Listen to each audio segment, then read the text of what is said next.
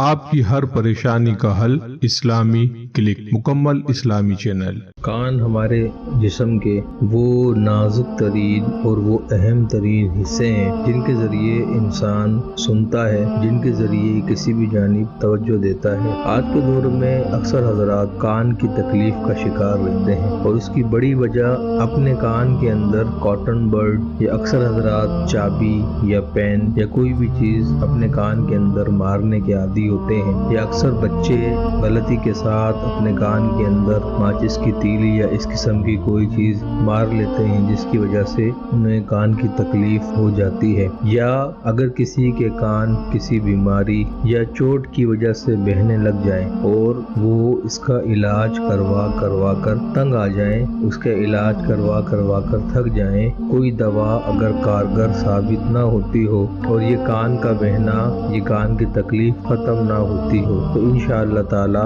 آج جو وظیفہ، جو عمل ہم آپ کے لیے لے کر حاضر ہوئے ہیں، اس عمل کے ذریعے آپ کا کان بہنا بند ہو جائے گا، چاہے وہ کسی چوٹ کی وجہ سے ہو، چاہے آپ کی اپنی غلطی کی وجہ سے ہو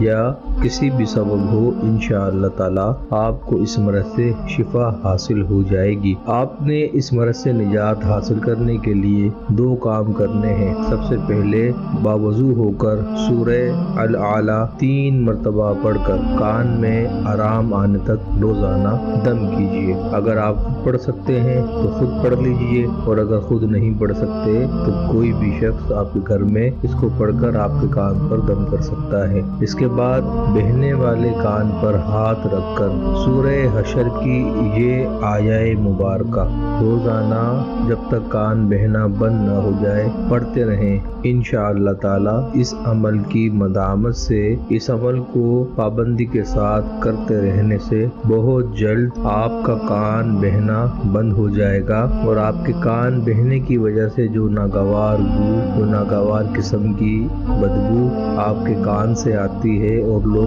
تکلیف کا شکار ہوتے ہیں، اور آپ خود بھی اس کی وجہ سے تکلیف کا شکار ہوتے ہیں، آپ کی یہ تکلیف انشاءاللہ تعالی دور ہو جائے گی۔ اللہ تبارک و تعالی سے دعا ہے اللہ کریم اس وظیفے کو اختیار کرنے والے ہمارے تمام احباب کو شفاء کاملہ عاجلہ عطا فرمائے، آمین۔